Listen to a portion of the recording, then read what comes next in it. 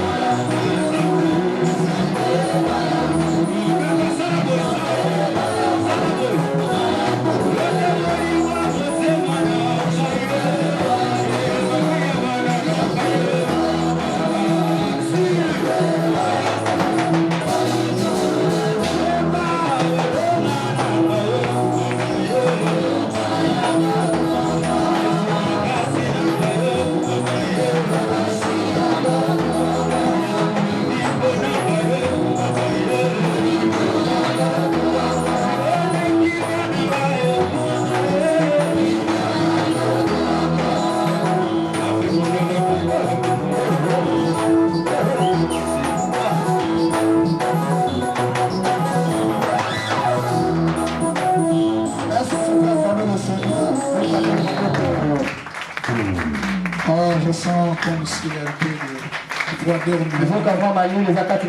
droit acclamez le Seigneur avec beaucoup de joie.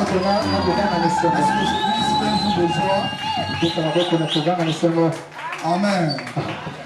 Et tu peux saluer celui qui est à gauche à droite. Souhaitez, soyez le bienvenu de la présence.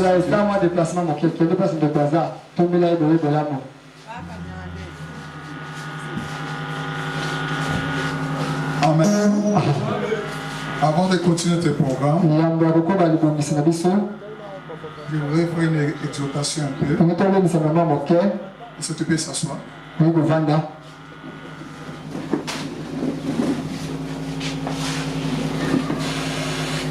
Proverbe 15.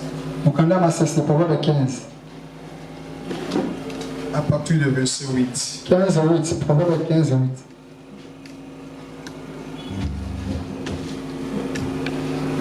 La Bible dit ceci.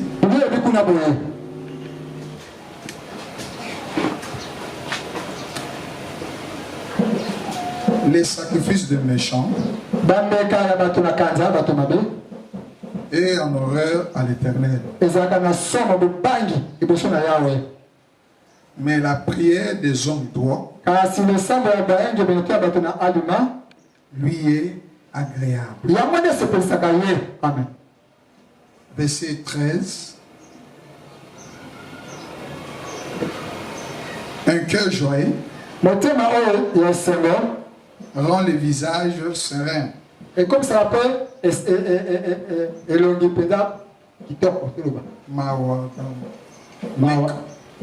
mais quand le cœur est triste,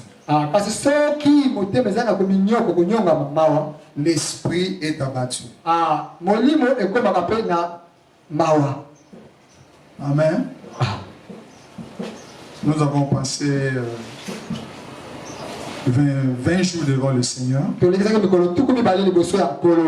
Aujourd'hui, c'est le 21e jour. lelo eza mokolo ya tuku mibale na moko. Aujourd'hui, c'est la clôture. Lelo ezali mokolo ya suka.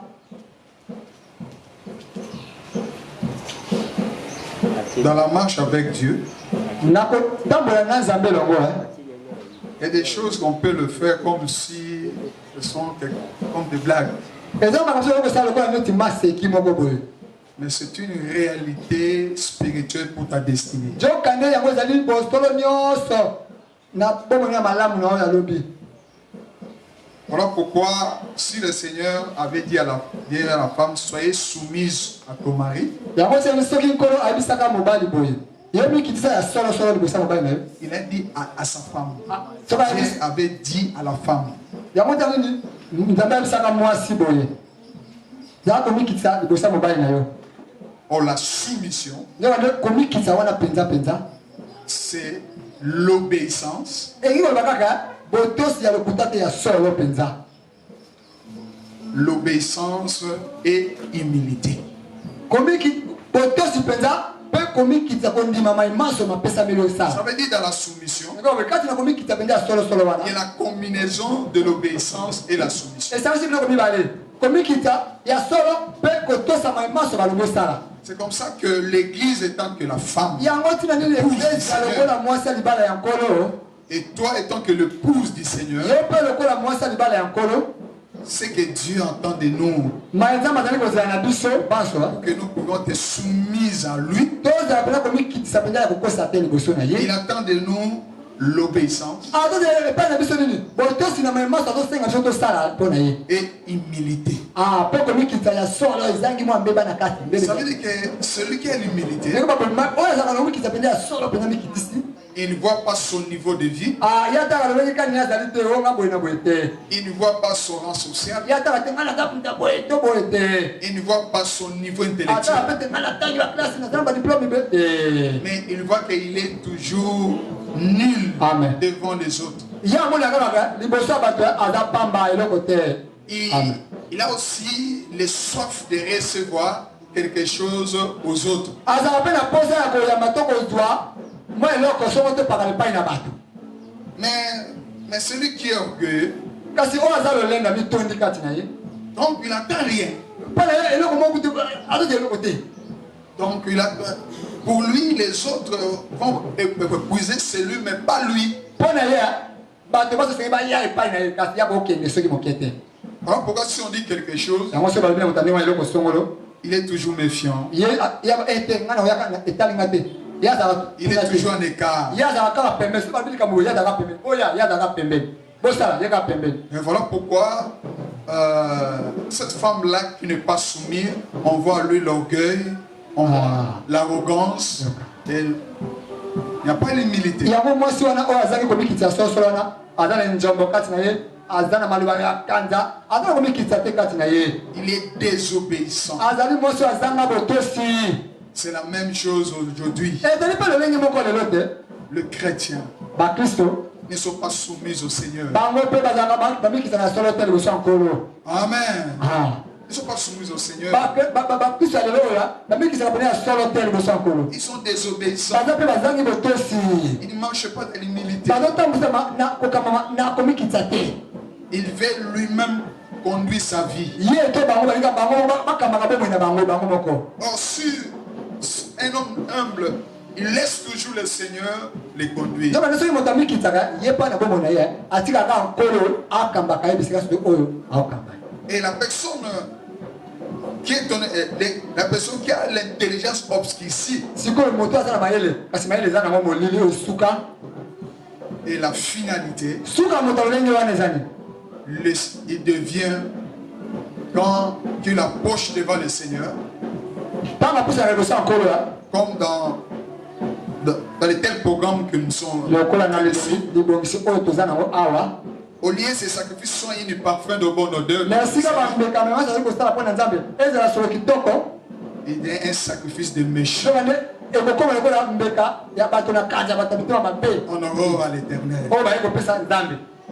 Et puis pas ces gens-là, mingi ya bato lolenge wana ils sont au milieu de nous. baza mpe kati na biso oyo lokola Ils peuvent te servir dans l'église. amoza mpe mosali kati na etonga. Il travaille. Mais il marche à l'ennemi de la croix. Alléluia. Et tu attends que le Seigneur fasse quelque chose dans ta vie. Il ne fera pas. Parce que tu ne seras pas même, tu ne seras pas soumise à lui. Tu veux que les gens te voient. Mais dans ton cœur, tu sais bien que je marche à l'ennemi de la croix. Comme on est dans le programme de baptême, il y a aussi des serviteurs qui travaillent. Mais ils ne sont pas entrés dans ces programmes. Et ils mangent normalement. Mais ils sont là en train de servir le Seigneur. Mais comment le Seigneur va vous bénir? Il y a des enfants de MEP. Quand on programme le programme comme ça, il fuit l'église. Soit il vient, soit il vient, mais il ne part dans les programmes. Il mange calmement. Bien aimé, c'est pour un programme de 365 jours que tu demandes au Seigneur de te visiter, de te protéger, d'ouvrir les horizons, de voir la bénédiction, la main du Seigneur. Et tu es en train de bafouer la main du Seigneur pour marcher avec toi pendant 365 jours pour un sacrifice de 21 jours.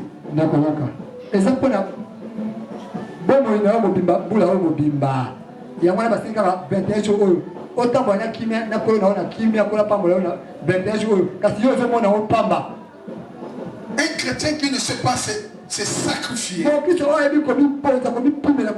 tu n'es pas digne dans les royaumes de Dieu. Parce que notre Seigneur lui-même, il était venu comme un agneau. Il s'est sacrifié pour ses frères. Mais toi, tu ne sais pas sacrifier aussi. Tu ne sais pas sacrifier pour marcher avec le Seigneur. Tu sais, tu vas avoir toujours le vide facile. Et pour que tu aies mangé et que tu manges chaque jour, est-ce que tu as reçu ce que tu veux dans ton cœur? Bien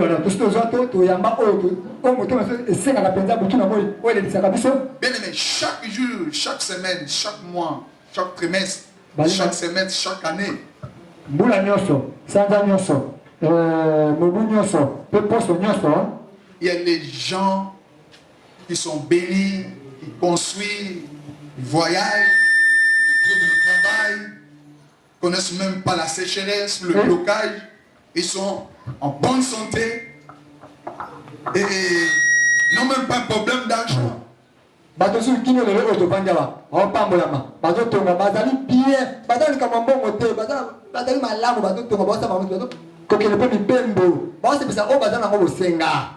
y a des gens qui ont le sang et la chair comme nous. Il y a des gens aussi, ils se sacrifient pour le Seigneur et ils témoignent le merveille et le bonheur de Dieu.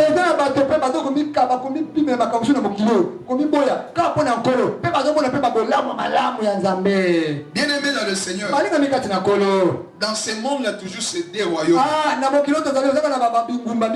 Royaume de Dieu et des diables. Et diablerisé. Il peut te donner de l'argent. Il peut te donner le bonheur de ce monde. Mais il a ravi la vie éternelle. Amen. Mais Dieu, il nous a sauvés. Il nous a donné la vie. Tout tout ce que nous avons besoin, ça se trouve entre tes mains. Et si tu veux recevoir, lui, il a déjà gagné le combat. Il a laissé les restes là, toi-même arranger. Mais pour arranger et recevoir ce que le Seigneur il a combattu pour toi, toi tu ne veux pas.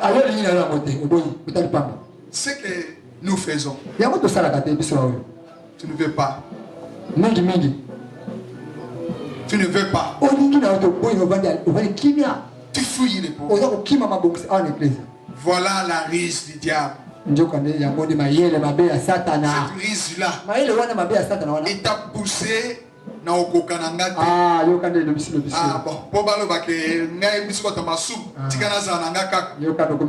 Mais na motema na yo ndenge to vande ya biso nyoso ande to vande. Na motema na yo oyebi kozaki na programme te. Amen. Lo peut-être que oye lelo andenge mususu. Oui non lelo pas de problème. Nazo bana bateau. Baza bana nda obaya. Na motema na ndenge ovandi wana. Vous êtes conscient et conscient que programme oh voilà la ruse de Satan. Ça veut dire qu'il t'a ravi la bénédiction.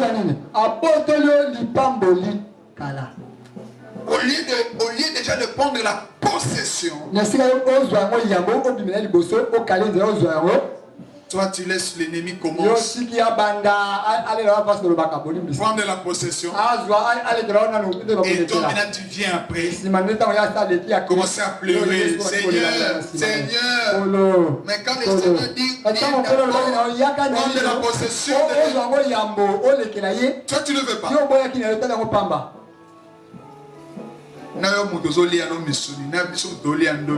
Et c'est différent ces amis.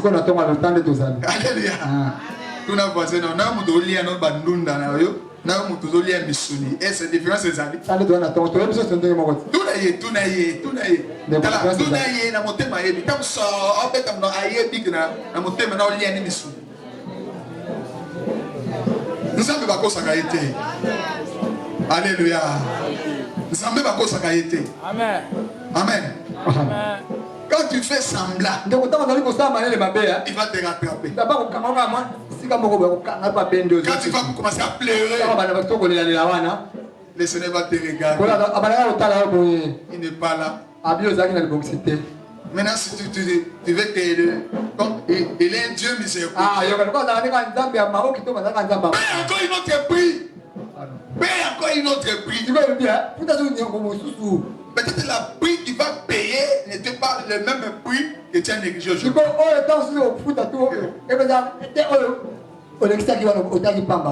Amen. Là, tu vas payer peut-être tu es le lit de l'hôpital. Tu vois devant toi un problème. Le sacrifice des méchants sont horreurs à l'éternel. Mais la prière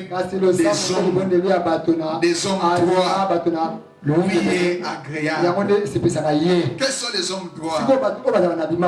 Celui qui marche dans la soumission, dans l'obéissance avec Dieu, dans la crainte de Dieu. Amen. Quand le Seigneur dit allez à gauche, allez à gauche. Si le Seigneur dit dors, il dort. Il ne pense même pas. Voilà pourquoi son cœur est joyeux. Maintenant, quand le cœur est joyeux, et tu sens aussi son visage éclair et ouvert. Toi-même tu vois que cet homme, il vit le bon moment devant le Seigneur. Il faut vraiment qu'il passe le bon moment. Il passe le temps de la après bénédiction. ça va temps oyo bokisa me Il mapambo passe le temps de la paix. wana otanga elongi ya moto alongi Amen. elongi Ça même, il n'y a rien. okoya kata eloko te Mais il y a la paix. sete na kinda mpenza ya solo Parce qu'il y a l'assurance po toza na komikita pena que mon Dieu eliki ete nzambe na me ngai visitera, akoya kotala ngai me bénira. akopambola ngai Il ne me laissera pas. atika ngai te Mais quand le cœur est triste, motema mawa komiti ce sont des gens qui parlent eza beaucoup. basi balobaka mingi bato mingi wana C'est des gens qui relatent toujours bato leur bakanga vie. kobetisa bamasolo mpe pa bato Les choses ne marchent pas. etalanga makambo depuis Tu vois, cette fois-ci, namoni tala boye tout est bloqué. asalaki kotala makambo ekangami alobaki Voilà, tala boye voilà ceci. okomi kobetisa bato masolo na yo Verrez ata kuna ekwiza ngo bazanga boye tout ça.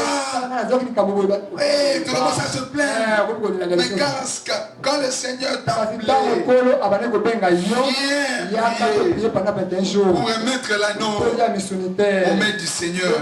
boso Qu'il marche avec toi. atambola na yo yango Qu'il soit ton guide. aza mokambi na yo Qu'il soit ton bouclier. aza nguba na yo Toi, tu avais négligé. yo otangi yango pamba otangi yango pamba Ah, la cococa, tiens. yokambi obandi koloba Quand on va nous commencer le prière de 6 mois, ntango tobandaki tokobanda quand on va ntango commencer, tokobanda sikoyo losambo oyo ya sanza motoba on va donner à Dieu 10 jours, 10 jours. neta nopesa sikoyo nzambe mikolo zomi L'ennemi va venir encore. monguna bango ya lisusu yoka ndeko eloko Ils vont fuir. bango bakokima kaka loka bakimaki yango Alléluia. Ils vont fuir. bakokima lisusu bato alwengi wana Et regarde les vies de ces gens-là. tala sikoyo ndinga tobongo ya bato wana Ils tournent comme ça. baobalika ndinga Tournent baobalika en rond. oyo to barond point Les gens progressent. bato mosusu oyo na ngambo na bango bazokende liboso Les gens allaient en bato avant. mosusu na ngambo na bango bakokende liboso Mais eux, ils kasi tournent en bango rond. bazobalika na makambo oyo eza kodinga Ils tournent en rond. kalika moko eza kozingazinga bango Pourquoi? mpona nini Parce qu'ils ne sont pas soumis. bazali komikisa te ya Ce solosolo sont de l'épouse têtue, bazali basi babali bango kasi basi moko to makasi orgueilleuse. basi babali bango mpe na libala ya solo kasi Ils ne sont pas soumises au Seigneur. bango mitosaka mpa nkolo te Quand le Seigneur dit, viens. ntango nkolo abengi bango On dit, ah, tu Ouais, yoga. Ah, me le mwasi Seigneur libala regarde. abali ye na misolo bafuti mbongo Venez ici. yakawa J'ai besoin de vous pour 21 jours de prière. Vous allez- Ah, bah, on peut pas prier, va prier l'équipe est trop. wana ko toyai kolobaloba na ndako Quand on dit, viens, veillez dans l'église. yaka tosenzela na Ah, là, là, là, t'es. Ah, bah, quelqu'un au bon de là. Bah, oh. Donc, ce sont des gens têtus ekolo eza bato oyo mitu makasi qui ne respectent pas son mari, bamemiaka mibali na bango to batosaka bango pene nzambe qui est le Seigneur Jésus. mpona bango eza nkolo Est-ce que Jésus est ton époux? motu na moke ese yesu aza mobali na libala Est-ce que Jésus est votre époux? yesu aza mobali na libala Nani kinalinga? Nani ayebi kaza mwasi ya libala? Olobaka nga aza mobali. Ah, toloba makambo ya molimo. Mobali na yo na nzoto, me makambo ya molimo, église eza mwasi. amen Alléluia. Yesu aza mobali. Nani aza mwasi ya libala? Ok. Nani sikoyo atosaka mobali na ye? Alingaka ye pe atosaka ye. Motema eza témoin. Ndenge otomboli wana ezaka bo. amen Alobi ezaka bongo. alleluya Alléluia. eka bongo Alors, un cœur triste, motema oyo ya mawa wana l'esprit est abattu. nde molimo na ye emikita ekosamaka Donc, on a besoin d'un problème belé. Même pour ta. Et pour ta cause, donc, pour ta kilo. Hein, au senti comme un coup. Et donc, tu sens quelque chose. oyo eloko moko boye Et si même mi coup en aïe. Pourquoi? Parce qu'il y a un problème dans le cœur. mpona lipo aza na likambo kati ya motema na ye Alors, soyez une épouse yoka nde bino bozala mwasi ya libala oyo qui donne des sacrifices oyo apesaka bambeka mibonzaka agréables à leur époux. mibonzaka boye te ya malamu loleka kitoko epa mobali na libala Voilà sa prière. yango tiani losambo na ye to libonde na ye La prière et lui est agréable. sikoyo losambo ya moto alolenge wana nde esepesaka nzambe Sa demande vers son époux est, babosenga na ye mpa mobali na ye mpe acceptable. nde mobali mpe asepelaka na babosenga na ye wana L'oreille de son mari est matoyi ya attentive mobali na ye eza kaka à koyoka la demande de son babosenga na épouse. ye Amen. Amen. On a passé le bon moment. yango wana nde batango malamu les bons moments avec le Seigneur. Et pendant la Bible dit, il vaut mieux la fin d'une chose que son commencement. C'est aujourd'hui que Dieu va vous bénir. C'est aujourd'hui que tu vas rentrer avec un grenier plein de bénédictions. C'est aujourd'hui que tu auras la possession de ce que tu as demandé. Et c'est tu crois cela? Tu crois cela? C'est aujourd'hui. Tu auras la possession de ce que tu as demandé au Seigneur. Et tu vas rentrer avec joie. Là, tu as l'assurance que l'an 2024, tu marches avec le Seigneur. J'ai dit, tu marches avec le Seigneur. Amen. Au moment où nous parlons, l'année n'est pas encore terminée. Les satanistes font tout accomplir leur mission. Les gens qui sont têtus pour quand on les cherche pour l'attraper et le sacrifier, ils changent de stratégie pour récupérer ces âmes-là. Parce qu'ils savent bien, si ces gens-là qu'on avait déjà donné leur nom, et ces gens-là ne sont pas sacrifiés, dans leur monde, il y aura une grande pénition. Ou soit il sera battu, et soit on va les détrôner. Il y aura une punition. Parce que lui, peut-être, il avait mangé la nourriture des autres. Donc, maintenant, comme ça dit que il ne faut pas faire ça. Oh, ce que tu as l'église,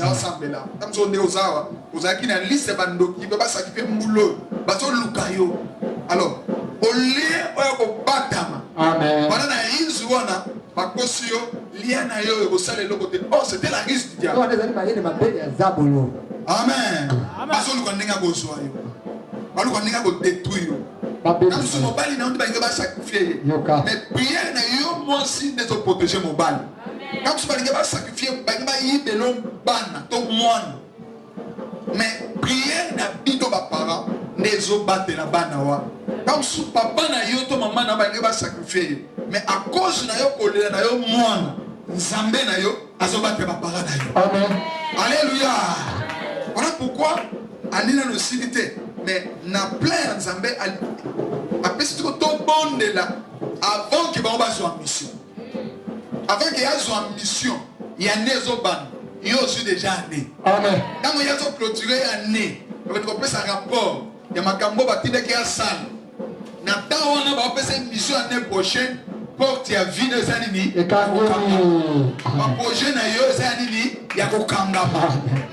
Nyonso ya yo ezali protéger. Quand on zo ya bazo lukana baradang na ba ko mona yote. Amen. Ba mona kama kila na Yesu. Alléluia. Ba mona kama makila. Amen. Kama kama nzambe za na simple. Ezaka l'obéissance. Boto sikaka ndi. Il y a la soumission et la combinaison de deux choses. L'obéissance et l'humilité. Amen. C'est la vérité. Des mensonges dans ta bouche, dans ton cœur. Médite la parole. Médite la vérité. Parce qu'on a posé la question à Jésus. À Pilate. Qu'est-ce que la vérité? Or lui il a dit, je suis le roi. Je suis né. Et venir rendre des témoignages à la vérité. Quelle est la vérité? Il n'est pas répondu. Tu sais pourquoi Jésus n'a pas répondu? Parce que la vérité était là. C'est ça qui s'appelle la vérité. Était là. Pilate a vu la vérité. Jésus-Christ, c'est lui la vérité. Jésus-Christ, c'est lui la vérité. Jésus-Christ, c'est lui la vérité. Et tu dois déclarer cela. Élevez le main. Déclare Jésus. C'est lui la vérité. Quand tu vas à Jésus, c'est lui la vérité. Jésus, c'est lui la vérité.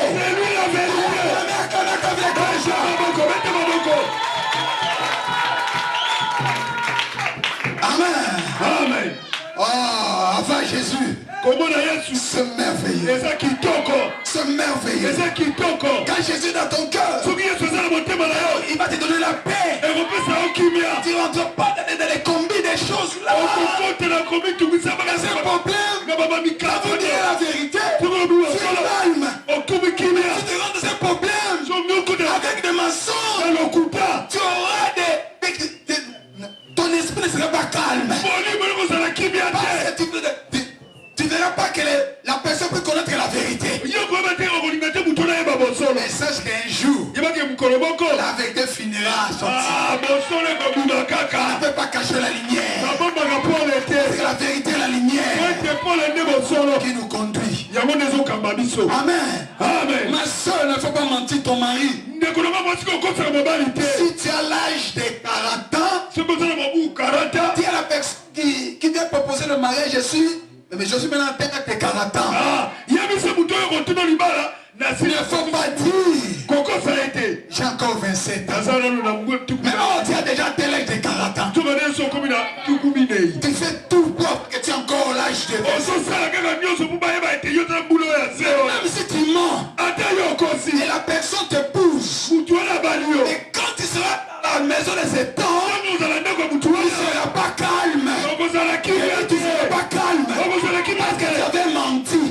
Dans votre fondement, il y a le mensonge. Diable est là. Diable est là. Et à chaque fois, tu fais sortir la vérité. Il dit quoi? Tu avais dit quoi? Tu avais dit à cet homme-là. Tu étais vers cet homme. Je suis là. Je suis là. La vérité, tu dois chasser la vérité. Chasser Jésus. Chasser Jésus. Les diables restent. Voilà le fondement de votre mariage. Voilà le fondement de votre fiançailles. Si tu viens ici, dis la vérité. Et Jésus t'avait menti. Si t'aimes, il va pas rendre. Subir les regards de la loi. Parce que tu avais menti. Et Jésus, comme il a vu ta sincérité, il va te protéger. Même si tu perds là, il va te donner une autre. Parce que tu as la foi. La vérité ne ment pas. Je dis la vérité ne ment pas. La personne qui ment dans la vérité, la vérité va le protéger. Et on prend les deuxième armes. Et apôtre Paul continue à dire, dans Ephésiens 6 là, il continue à dire, et il a vêtu la cuirasse de la justice. Deuxième arme, la justice. Comme la vérité est là. Quand tu vas défendre la vérité, lui va venir. Il va te dire, toi tu dis la vérité. Voilà la vérité qui se cache que toi tu ne connais pas. Tu dois payer. Tu dois payer. Ce que tes arrières ont fait. Je l'avais donné ceci. Je l'avais donné ceci. Je dois récupérer mon argent. Je dois récupérer mon argent. Je dois récupérer ce que j'avais donné à ton père, à ton grand-père. C'est là où Jésus va sortir. Amen. Parce que Jésus avait dit à Satan, il a dit, le prince de ce monde vient. Mais en moi, il n'y a rien en lui. Il n'y a rien en lui. Voilà pourquoi il est venu pour défendre la vérité. Alléluia. Amen. Pourquoi la justice est l'un des larmes d'un chrétien? Maintenant, 1 Jean chapitre 2. Première épître de Jean. Voilà ce que le premier épître de Jean dit. Il dit ceci. Parce que nous lisons les Écritures. Première épître de Jean chapitre 2. On commence par verset 1.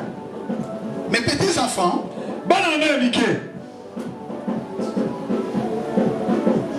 je vous ai écrit ces choses afin que vous ne péchez point.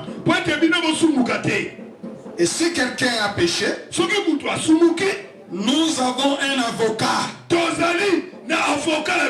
auprès du Père. C'est Jésus-Christ le juste. C'est nous la vérité. Écoute-moi la verset 2. Il est lui-même une victime expiatoire.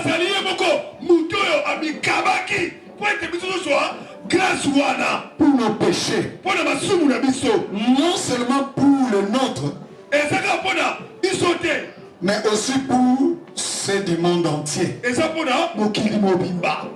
Alléluia. Amen. Alléluia. Amen. Si quelqu'un a péché, nous avons un avocat. Jésus est venu. Il a payé les prix. Voilà ce que dit encore les Écritures. 1 Corinthiens 6. Il dit ceci. 1 Corinthiens 6.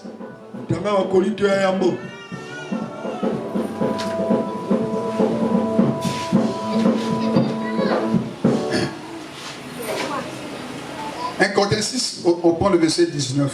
Ne savez-vous pas que votre corps est le temple du Saint-Esprit? Vous avez reçu de Dieu que vous n'appartenez point à vous-même. 20.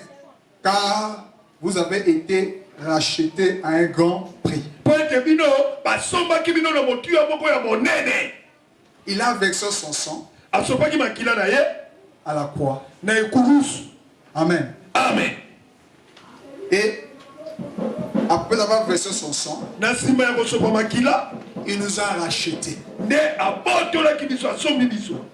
Voilà pourquoi il dit glorifiez donc Dieu dans votre corps et dans votre esprit qui appartient à Dieu. Ça veut dire que votre corps là, ce n'est plus le temple de Satan, c'est plus le temple des démons, c'est le temple du Saint-Esprit.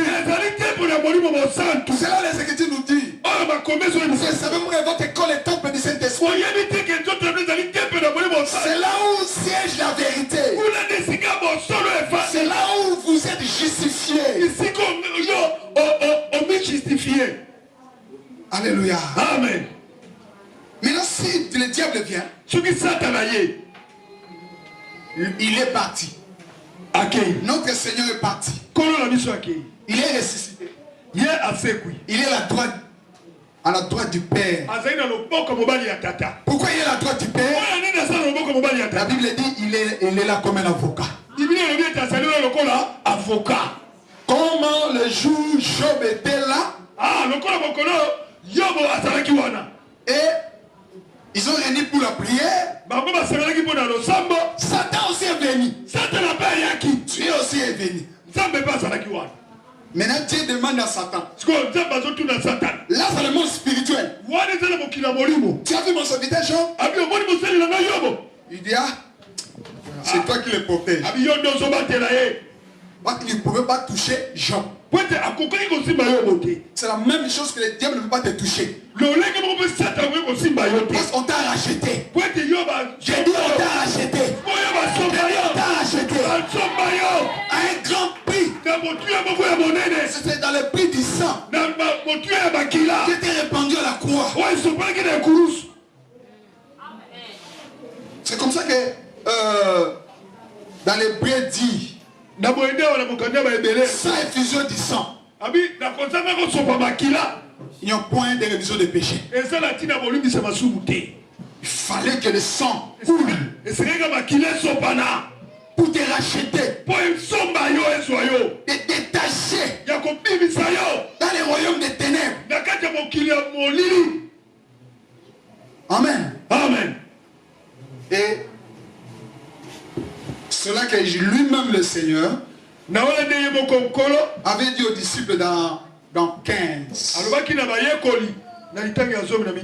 Donc, dans le chapitre, on prend le chapitre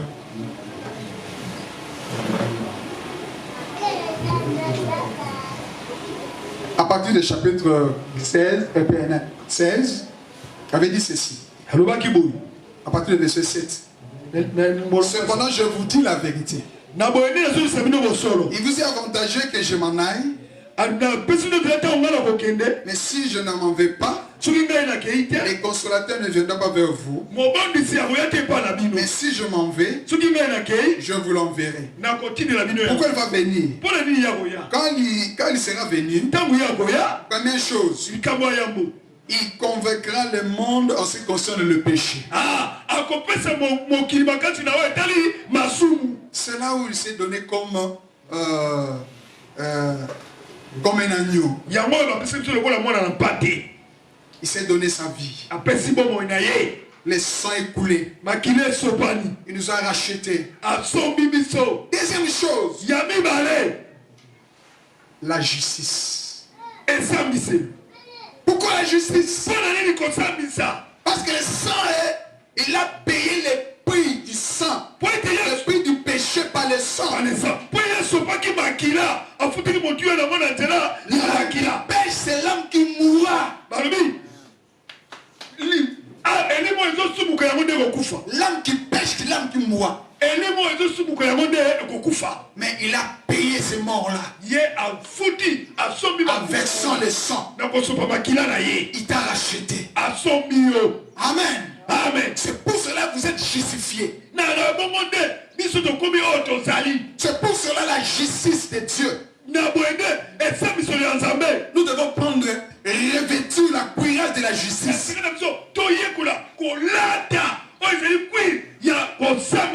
Ne pas les tenir à la main. Ne pas les tenir à la main.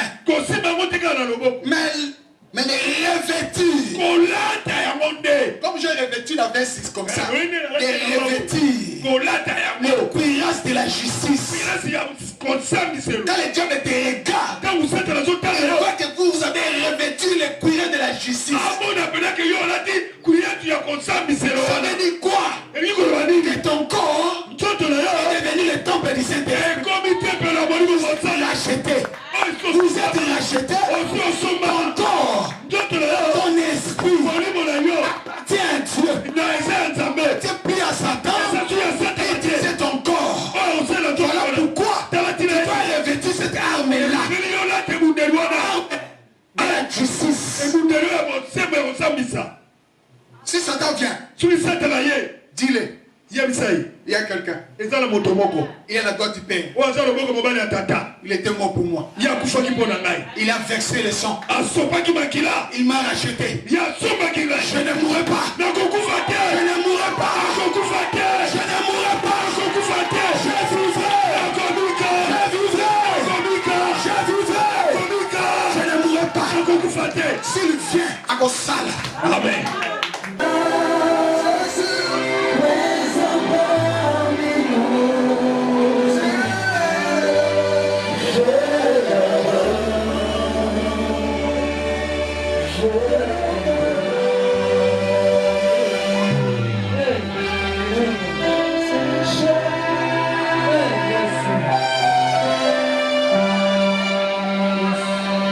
C'est le temps de l'esprit.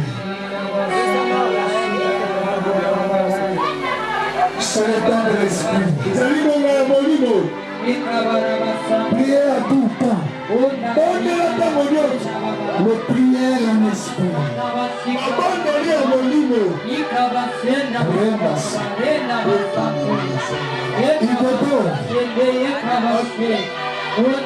Ayez débordement en toi.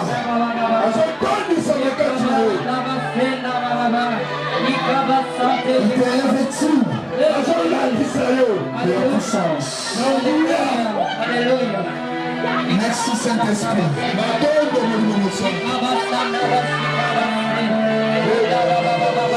Merci Saint-Esprit.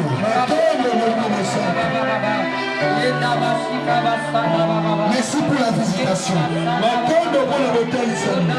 Merci pour la guérison. Merci pour les miracles. Merci pour les signes et les prodiges. Alléluia.